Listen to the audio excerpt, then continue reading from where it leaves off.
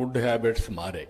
ఒకప్పుడు అందరూ రైస్ తినేవాళ్ళు, కొన్ని ప్రాంతాల్లో రాగి తినేవాళ్ళు, కొన్ని ప్రాంతాల్లో జొన్నలు తినేవాళ్ళు. కానీ ఫస్ట్ టైం మన నాయకుడు ఎన్టీ రామారావు గారు వచ్చిన తర్వాత అందరికి రైస్ ఇవ్వడం మొదలు పెట్టారు. ₹2 కేజీ బియ్యం వచ్చింది. కరువు ప్రాంతాల్లో అప్పుడప్పుడే రైస్ తినడం ప్రారంభించారు. కానీ ఈ రోజు వచ్చిన పరిస్థితులు మారాయి. రైస్ ఎక్కువ తింటే డయాబెటీస్ వస్తుంది. ఫుడ్ హ్యాబిట్స్ దీనివల్ల మారిపోతున్నాయి. ఫుడ్ హ్యాబిట్స్ మీరందరూ కూడా గుర్తుపెట్టుకోవాల్సింది, మనిషి యొక్క ఆరోగ్యం మనం తినే తిండి పైన, మన అలవాట్ల పైన, లైఫ్ స్టైల్స్ పైన ఆధారపడుతుంది. అందుకే చాలా టెక్నాలజీస్ వచ్చాయి, అవన్నీ నేను మళ్ళీ మాట్లాడతాను. కానీ ఈ రోజు ప్రపంచం మొత్తం ఆహారపు అలవాట్లు పెరిగి ప్రోటీన్ రిచ్ ఫుడ్కి వెళుతున్నారు. ప్రోటీన్ అంటే మీరంతా కూడా చికెన్, ఫిష్, లేకుంటే ఎగ్స్. మన మిత్రులు చెప్తున్నారు ఎగ్స్ డిమాండ్ తగ్గిందని. కరెక్టే, కానీ ఎడ్యుకేషన్ కూడా అవసరం. కనీసం నేనైతే మార్నింగ్ అయితే బ్రేక్ఫాస్ట్ ఉండదు, ఓన్లీ ఆమ్లెట్ ఉంటుంది. అది నా మొత్తం లైఫ్ స్టైల్లోనే మార్చుకున్నాం. ఈ విధంగా ప్రతి ఒక్కరు కూడా మార్చుకుంటున్నాం. ఒక పక్క ప్రోటీన్ అయిన తర్వాత ఇంకొక పక్క మీరు చూస్తే మిల్లెట్స్ ఇవన్నీ కూడా వస్తున్నాయి బ్యాలెన్సింగ్ కోసం.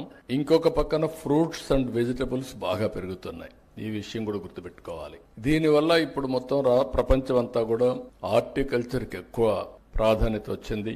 అందుకే నేను కూడా మొత్తం చేంజ్ చేస్తున్నాను. హార్టికల్చర్కి ఎక్కువ ప్రాధాన్యత ఇచ్చి ఈ రోజు మీరు చూస్తే నేను లాంగ్ బ్యాక్ ఆనాటి ప్రధానమంత్రి గారిని కన్విన్స్ చేసి వాజ్పేయి గారిని మైక్రో ఇరిగేషన్ ఎట్టుండాలో నేను ఒక రిపోర్ట్ ఇచ్చాను. ఆ రిపోర్ట్ ఇప్పటికి కూడా మైక్రో ఇరిగేషన్ ఒక బైబిల్ మారిగా, ఒక భగవద్గీత మారిగా దాన్నే ఫాలో అవుతున్నారు.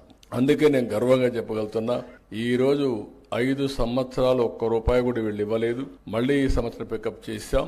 దేశంలో మైక్రో ఇరిగేషన్ కి నెంబర్ 1 రాష్ట్రం ఏదంటే దానికి చిరునామా ఆంధ్రప్రదేశ్. 16 లక్షల హెక్టార్లు మైక్రో ఇరిగేషన్ పెట్టాం, ఆటోమేషన్ పెట్టాం. ఈ రోజు మీరు మైక్రో ఇరిగేషన్ వచ్చినాక ఆటోమేషన్ వస్తే యాప్ ద్వారా ఎప్పుడు కావాలంటే అప్పుడు ఆన్ చేస్తారు. ఎంత టైం కావాలంత టైం నీళ్లు ఇస్తారు.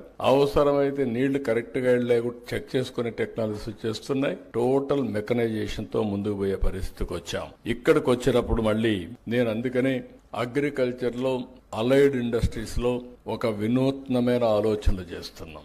ఇవి చేస్తూనే లాజికల్ గా తీసుకుపోవడం కోసం మళ్ళీ ఫుడ్ ప్రాసెసింగ్ ఒక ప్రత్యేకమైన శ్రద్ధ పెట్టి ఒక సెక్రటరీని దానికి పెట్టాం. చిరంజీవులు ఇంతకుముందు హార్టికల్చర్ బాగా చేశాడు, ఆయన ఈ రోజు ఇన్ఛార్జ్ పెట్టి దీన్ని కూడా ప్రాధాన్యత ఇచ్చామని చెప్పి కూడా నేను మీకు తెలియజేస్తున్నా.